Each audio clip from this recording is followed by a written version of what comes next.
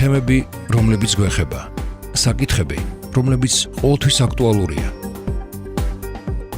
ყოველ ოთხშაბათს 21 საათსა და 30 წუთზე ტელერადიო კომპანია ქვემო ქართლი წარმოგიდგენთ რადიო იმედის გადაცემას გამოცდებიდან გამოცდებამდე. თეიკო ანჯაფარიძესთან ერთად. რადიო იმედი. ვუსმენთ ერთმანეთს. FM 105.9. ეთერშია გადაცემა გამოცდებიდან გამოცდებამდე. დღეს ჩვენ საუბრობთ ერთიან ეროვნულ გამოცდებზე, კონკრეტულად კი ერთ-ერთ საგანზე, სამოქალაქო განათლებაზე და ჩვენი სტუმარი იქნება შეფასებისა და გამოცდების ეროვნული ცენტრის წარმომადგენელი, სამოქალაქო განათლების ჯგუფის ხელმძღვანელი ქალბატონი ირმა ხომერიკი. ქალბატონო ირმა, დიდი მადლობა სტუდიაში მობრძანებისათვის. მოგესალმებით, მსმენელს და მაყურებელს. გოციცით და მადლობთ მოწვევისათვის. ქალბატონო ირმა, რამდენმა აბიტურიენტმა აირჩია წელს თქვენი საგანი? მოგეხსენებათ, ჩვენი საგანი სულ მესამე წელია, რაც დაემატა არჩევითი საგნების ნუსხას. შესაბამისად, აბიტურიენტთა რაოდენობა შესაძლოა არ არის ისეთი დიდი, როგორც საზოგადოებრივი მეცნიერებების სხვა საგნებში, გულისხმობ ისტორიასა და გეოგრაფიას, თუმცა არც ისე ცოტა შემიძლია ვთქვა და რაც მთავარია დინამიკა ზარდია. წელს დარეგისტრირდა 1969 აბიტურიენტი, ასევე 11 აბიტურიენტი ყავს, რომელსაც აქვს სურვილი რუსულ ენაზე ჩააბაროს ტესტი. დაახლოებით 2000-მდე აბიტურიენტი წელს სამოქალაქო განათლებას ჩააბარებს როგორც არჩევით საგანს. ქალბატონო ირმა, საზოგადოებისათვის და ჩვენი მსმენელებისათვის უკვე კარგად ცნობილია, რომ პირველ ეტაპზე თავად უმაღლესი სასწავლებლები ირჩევენ კონკრეტულ საგანს. არჩევით საგნებს გულისხმობ, რა თქმა უნდა. როგორი არის ამ შემთხვევაში თავად უმაღლესი სასწავლებლების აქტიურობა და ძირითადად რომელი მიმართულებები ირჩევენ სამოქალაქო განათლებას? სწორად ბრძანეთ, თეიკო, რომ გარკვეულწილად თუ რამდენი აბიტურიენტი აირჩევს ამ საგანს, ამას განსაზღვრავს ხოლმე უმაღლესი სასწავლებლების არჩევანი. ისინი ჩვენგან დამოუკიდებლად წყვეტენ თუ რომელ ფაკულტეტზე, რა მიმართულებაზე და რა პროგრამაზე, რომელი საგანში საგნის მცოდნე აბიტურიენტი უნდა მიიღო, ხო? შესაბამისად, ინტერესი საკმაოდ ჩვენი საგნის მიმართ პირველივე წელს საკმაოდ დიდი იყო.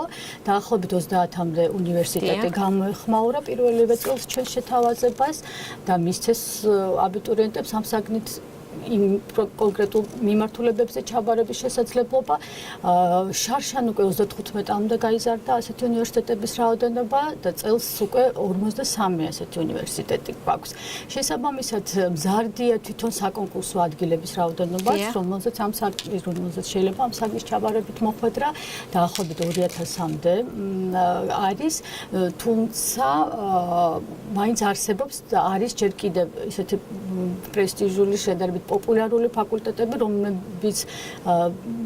რომლებზეც სამოქალაქო განათლებას ვერაბარებენ აბიტურიენტები და აი ღია-კარის დღეებზე უკავშირი როცა გვაქვს აბიტურიენტებისგან, ისინი რაღაცა გვეკითხებიან ხოლმე, აი რატო ამა თუ იმ კონკრეტულ ფაკულტეტზე რატო არ შეიძლება უფრო ჩავაბაროთ სამოქალაქო განათლება. მინდა კიდევ ერთხელ აღვნიშნო, რომ ამ არჩევანს ჩვენ არ ვწყვეტთ პირველ რიგში, უმაღლესმა უნდა განსაზღვროს თვითონ რას თulis და როგორი კომპეტენციების აბიტურიენტებს მიღებას გეგმავს თავის ფაკულტეტი. და ძირითადად რომელ მიმართულებებზე აჩერებენ ხოლმე არჩევანს შესაბამისად უმაღლესი სასწავლებლები? ჩვენი საგანი საშუალო საფეხურზე და მოიაზრებს რაღაც როგორც საზოგადო პოლიტიკური, სოციალური, ეკონომიკური მეცნიერებების საფუძვლების შესწავლას, სამართალს. შესაბამისად, აი სწორედ ეს ფაკულტეტები, სოციალური, საზოგადოებრივი მეცნიერებების, პოლიტოლოგია, სოციოლოგია, ფსიქოლოგია, პედაგოგიკის მიმართულებები ირჩევენ, საერთაშორისო ურთიერთობები,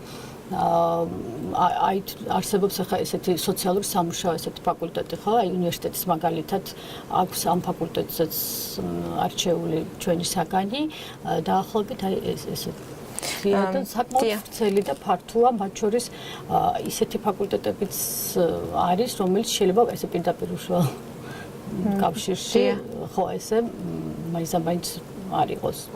მაგრამ არჩევენ შესაძლებლობას აბიტურიენტებს რომ აერჩიონ. კი, საკმაოდ ფართოა. შედარებით მცირეა პროპორცია კვოტირებული ადგილებისა, რომელზეც შეიძლება ამ საგნის ჩაბარება.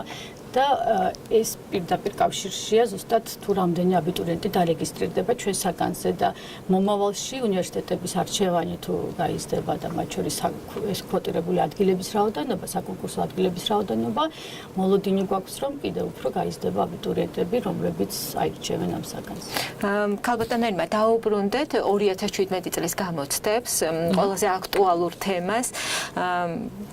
რა სიახლეები იქნება კონკრეტულად წელს თქვენ გამოცდებზე, თუმცა უკვე ჩვენი მსმენელებისათვის კარგად ცნობილი არის, რომ წელს ერთიან ეროვნულ გამოცდებზე პრინციპული ცვლილებები და სიახლეები არ იგეგმება, მაგრამ აბიტურიენტი, რომელმაც თქვენი საგანი აირჩიას ჩასაბარებლად, მისთვის მნიშვნელოვანი არის იცოდეს ნებისმიერი სიახლის შესახებ.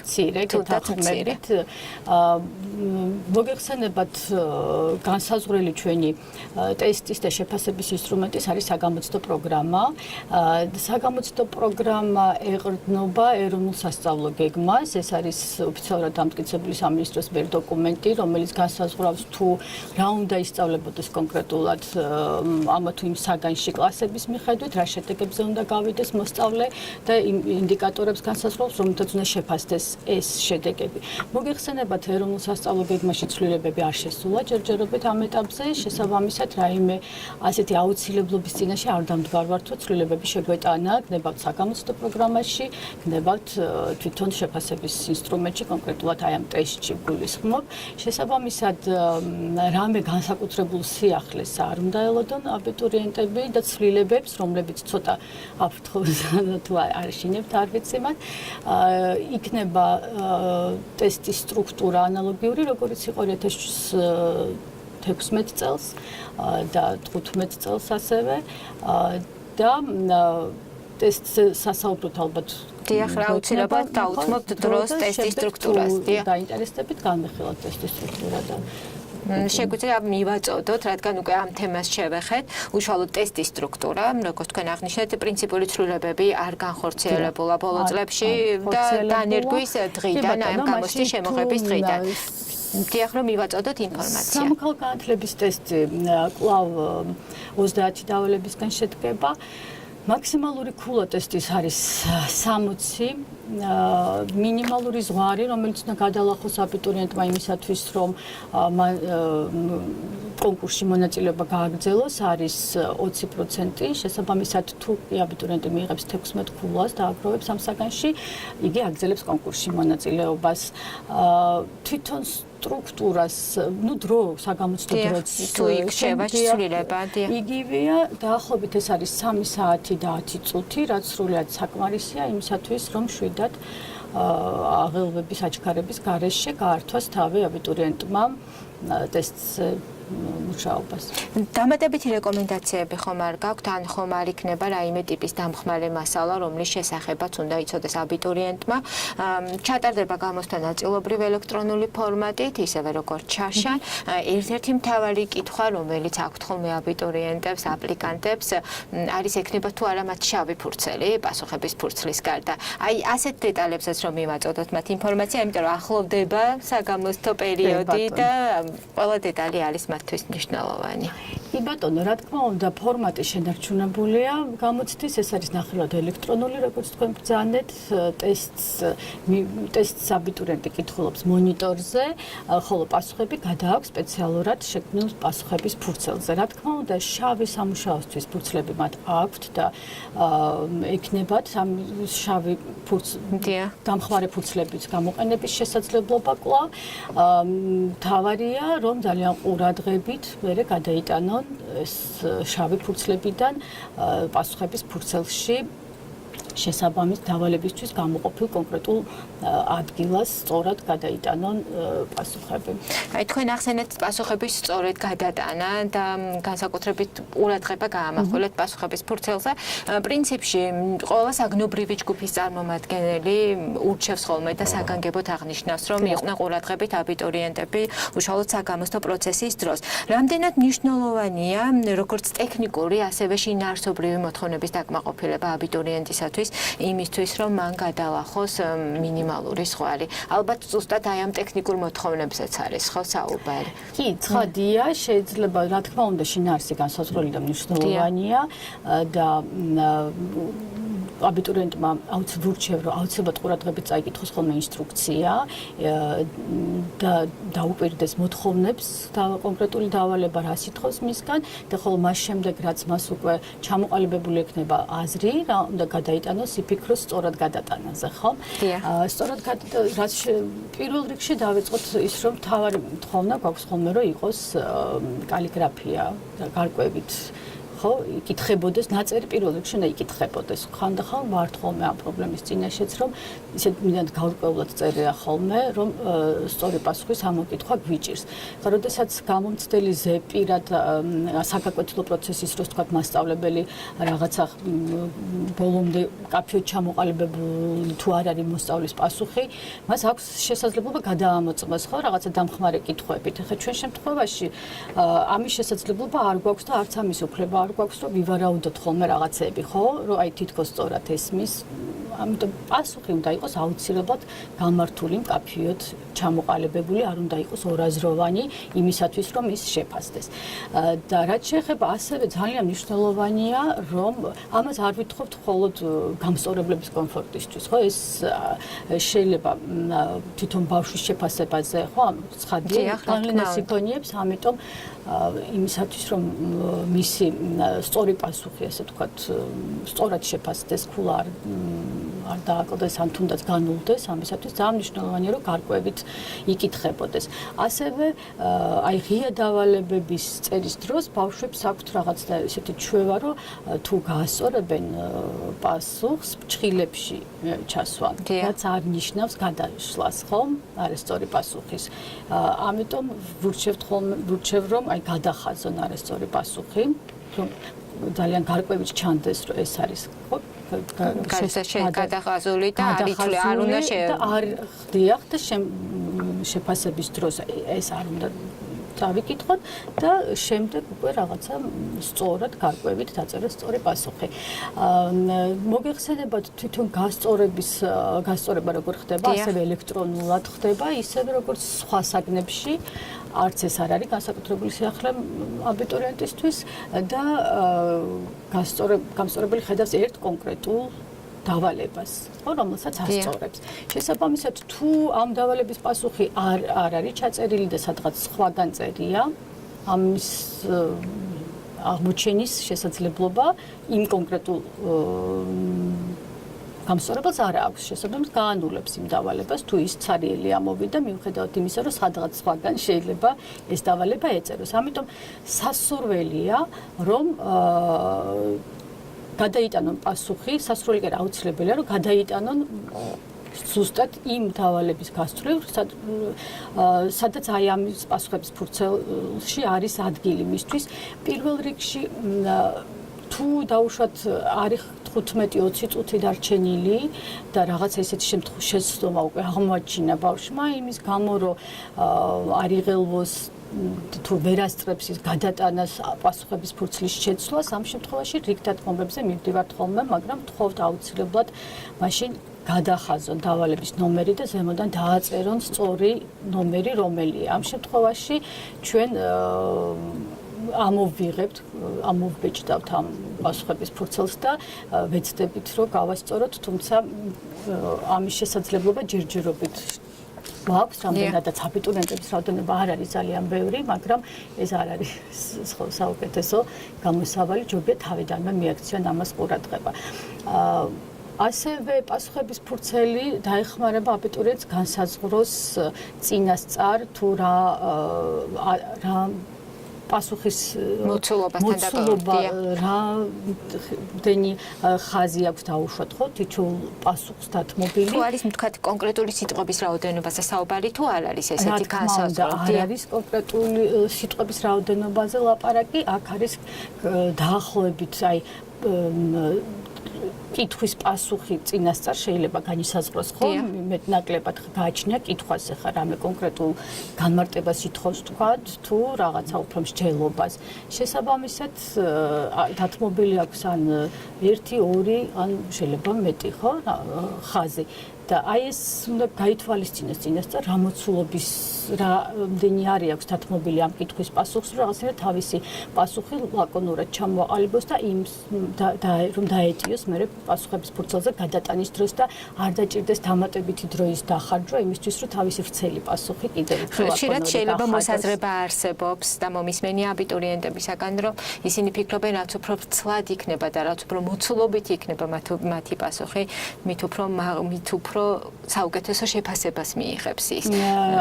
არ ვიცი სხვა საგნებში როგორ არის, მაგრამ ჩვენ საერთოდ აბიტურიენტებს ხშირად ასე და ეს ვრცელი პასუხი არ ნიშნავს სასახად სწორ პასუხს და ძალიან ხშირ შემთხვევაში საუკეთესო და უმაღლეს შეფასებებს სწორედ ლაკონურად ჩამოყალიბებული აზრი, კაფეით ჩამოყალიბებული აზრი უფრო მაღალი შეფასებით ფასდება ხოლმე კი თვითონ თავია კონკრეტული დავალების პასუხი სწორად გაგებული და ადეკვატურად იყოს პასუხი.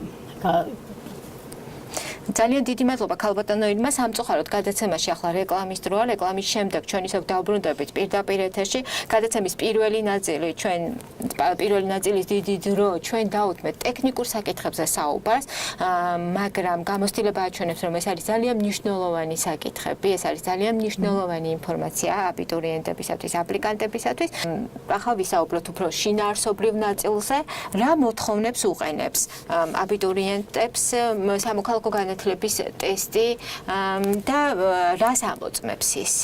ბატონო, რაც შეეხება თვითონ ტესტის სტრუქტურას და საგამოცდო მოთხოვნებს, ცხადია პირველ რიგში ამოწმებთ საგამოცდო პროგრამით განსაზღვრული საკითხების ცოდნას, თუმცა ძალიან მცირეა დავალებები, რომელიც მხოლოდ ცოდნას ამოწმებს, დიდი წილი ტესტის ამოწმებს სამცოდნის გამოყენების უნარს და მსჯელობის და ანალიზის უნარს.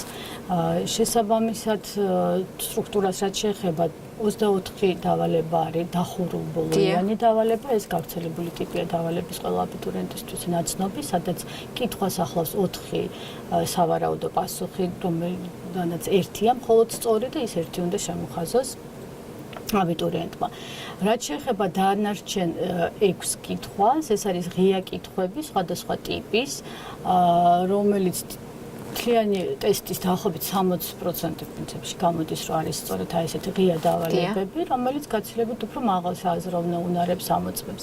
ასეთი დავალებები გვაქვს მაგალითად პროექტის საბაზისო უნარების პროექტის დაწერის საბაზისო უნარებს ამოწმებს, მაგალითად რამდენად შეუძლია აბიტურიენტს პრობლემას სწორად გაანალიზოს, დასახოს მიზანი ამ პრობლემის მოსაგვარებლად, კონკრეტული ამოცანები და განხორციელების გზები, რომელიც მაგალითად აი ამ პრობლემის გადაჭრას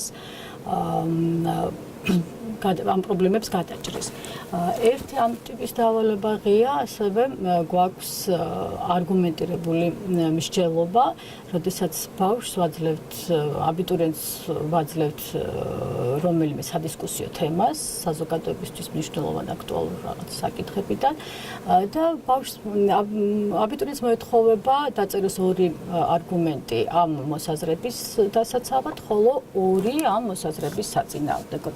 თუ დრო გვაქვს, მე შევჩერდებოდი აი ამ კონკრეტულ დავალებაზე, რადგან იქ ისევ ინსტრუქციის არასწორად გაგება ძალიან მნიშვნელოვანია და ისევ ამას დაუბრუნდები, კაფეით გვაქვს მითითებული, რომ თითოეული არგუმენტი უნდა იყოს დამოუკიდებელი აზრის მატარებელი. თუ მაგალითად აბიტურიენტი დაწერს აი ამ მომხრის პოზიციაზე რაღაც დებულებას, მისი საპირისპირო დებულება არ ჩაიცვლება დამოუკიდებელი აზრის მატარებლად, უნდა იყოს აბსოლუტურად დამოუკიდებელი, განსხვავებული მოსაზრება. შესაბამისად, კარგია თუ აი ამას მიაქცევენ აბიტურიენტები ყურადღებას და შეცდომები დაშვებული აი ამ ნაწილია. ხო, აი შეიძლება ითქვას კი, რომ აი ამ დავალებასთან დაკავშირებით ცოტა პრობლემა აქვთ ხოლმე მოწაფეებს თითო არგუმენტი უფრო ადვილი მოსაფიქრებელია ხოლმე უფრო მათთვის და აი ამ სიოლაწერად აი მეორე როცა ცოტა უფრო უჭირთ საპირისპირო დებულებას წერენ ხოლმე იმისას რაც უწერიათ პირველი ან იმავე აზრს გადმოსცემენ სხვა სიტყვებით და სხვანაირად აყალიბებენ, მაგრამ აზრი იგივეა, რაც ასევე ვერ ჩაითვლება სწორ პასუხად და კარგია თუ ამას მიაქცევენ ყურადღებას. ასე ერთ-ერთი ღია დავალება არის შეცდომების გასწორება. ამ დავალებას რაც შეეხება აქ გეკითხებიან ხოლმე ხშირად და ღელავენ იმასთან დაკავშირებით, რამდენად მნიშვნელოვანია აი ამ შეცდომების თანმიმდევრულად გადატანა პასუხების ფურცელში. ამ დავალებაში რაღაცა ტექსტია მოცემული, მათთვის ნაცნობი საკითხზე, რა თქმა უნდა, და წინასწარ განსაზღვრული რაოდენობით შეცდომების რაოდენობა მითითებულია, რამდენი შეცდომა უნდა აღმოაჩინოს. ინსტრუქციაში წერია, რამდენია მაქსიმალური ფულა ასეთი დავალების და აბიტურიენტმა უნდა იპოვოს ეს შეცდომა და გაასწოროს და თითოეულ სწორად ნაპოვნი და სწორად გასწორებული შეცდომა ერთი ფულით ფასდება წყვილი. შესაბამისად თუ აბიტურიენტმა დაუშვათ ეს შეავს უკვე პასუხების ფურცელი და იპოვა რომელიღაც შეცდომა რომელიც პირველია დაუშვათ ხო იგი თვითონ ტექსტში შეუძლია ის ბოლოს მიაწეროს და ეს რა თქმა უნდა თანმიმდევრობა ამ შემთხვევაში არ არის განსაზღვრელი, ამის გამო არის ხოლმე შემთხვევები ითხოვენ პასუხების ფურცლის შეცვლას. რაც ხო ეს მათ შეფასებაზე გავლენას არ იქონიებს, თავარია სწორად იპოვოს შეცდომა, გაასწოროს და ეს წვლილი მიუხედავად იმ თანმიმდევრობისა, რა თანმიმდევრობით დაიწერება პასუხების ფურცელში, სწორად შეფასდება, ესე რომ ამას განსაზღვრელი მნიშვნელობა არ აქვს. ქალბატონო ირმა, თქვენ შეაჩერეთ თქვენი ყურადღება ერთ-ერთ დავალებაზე, მაგრამ კიდევ ერთხელ გკითხავთ, თუ არის კონკრეტული დავალება, რომლის შესრულებაც ყველაზე მეტად უჭირთ აბიტურიენტებს. შეგვიძლია რომელიმე დავალებაზე ვისაუბროთ, გამოყოთ რომელიმე დავალება გარდა იმ რეკომენდაციისა, რომელიც თქვენ უკვე მიეცით ჩვენს მენელებს.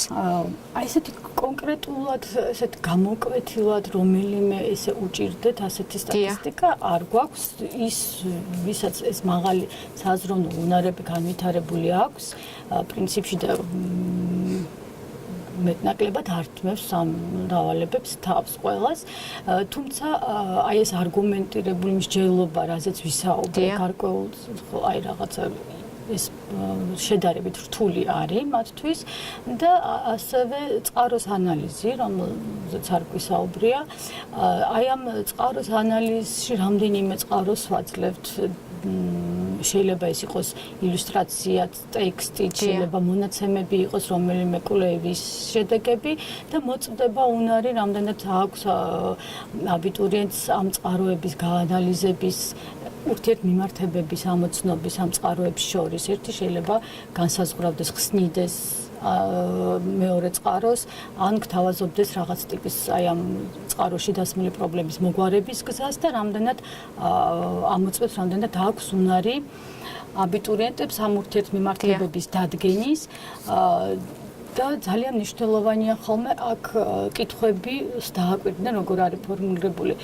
რიგ შემთხვევებში კითხვა არის ესე, რომ წყაროს მიხედვით და მოსდევს მერე შეკითხვა, რაც გულისხმობს იმას, რომ პასუხი აუცილებლად უნდა ამოდიოდეს იმ მოცემული კონკრეტული წყაროდან, რაც არის დავალებაში მოცემული.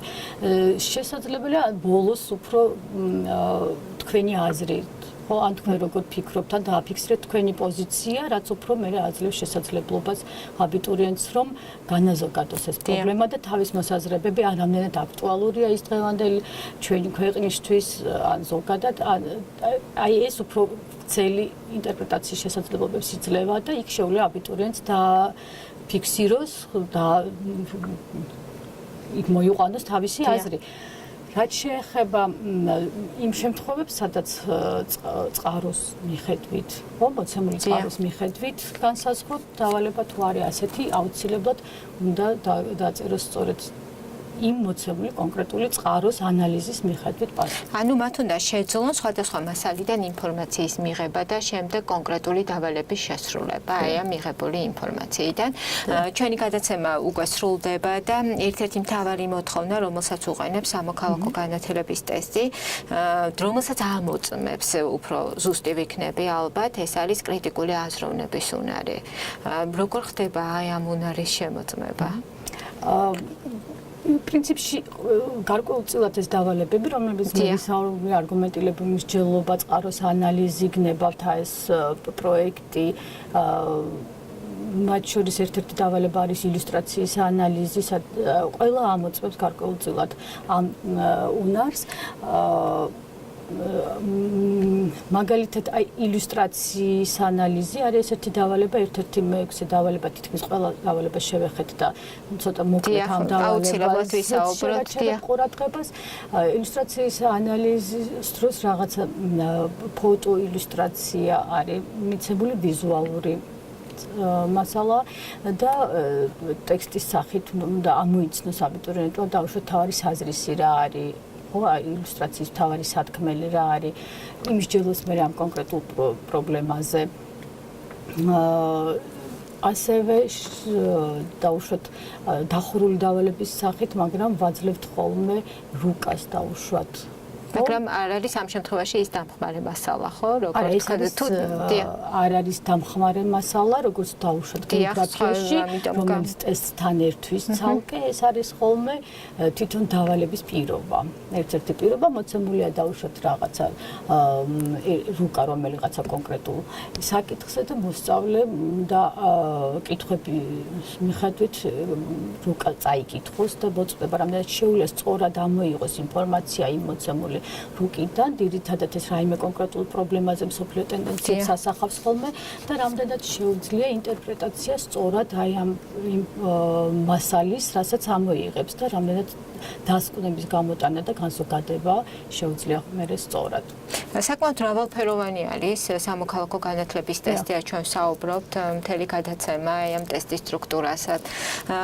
რთულია თუ არა ამ გამოცდის ჩაბარება, იმიტომ რომ შეიძლება გაჩნდეს აბიტურიენტებში ერთგვარი შიში, იმიტომ რომ საკმაოდ მრავალფეროვან მოთხოვნებსაც უყენებს ეს ტესტი მათ. თვითონ საკნის სპეციფიკიდან გამომდინარე, რა თქმა უნდა, პროგრამაც მრავალფეროვანია და მათ შორის შეფასების ინსტრუმენტიც, თუმცა ვერ ვიტყვი, რომ ეს ართულებს პირიქით აძლევს აბიტურიენტის შესაძლებლობას მაქსიმალურად გამოავლინოს თავისი შესაძლებლობები.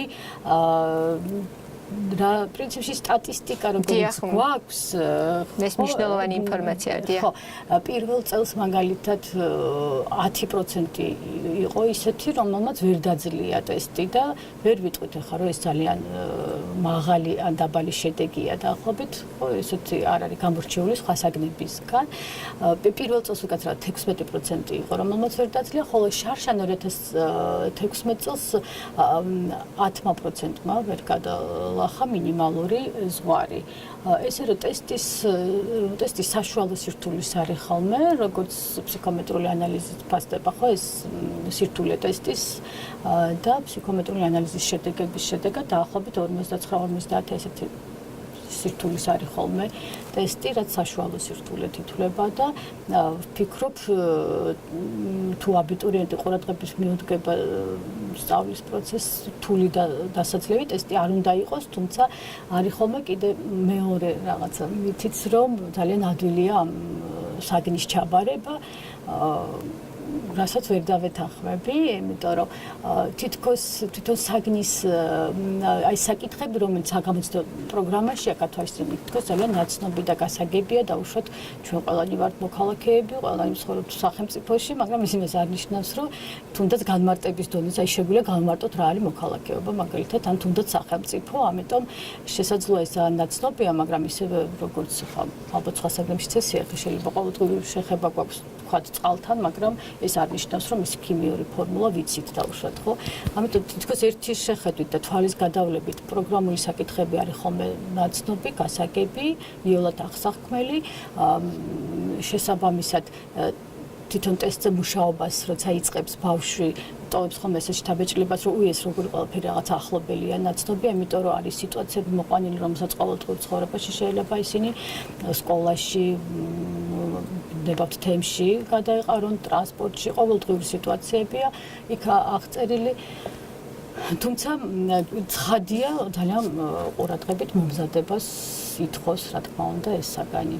ძალიან დიდი მადლობა საინტერესო და ამომწურავი ინფორმაციის მოწოდებისათვის. შევახსენებთ ჩვენ მსმენელებს, რომ ჩვენი გადაცემის სტუმარი იყო სამოქალაქო განათლების ჯგუფის ხელმძღვანელი ირმა ხომერიკი.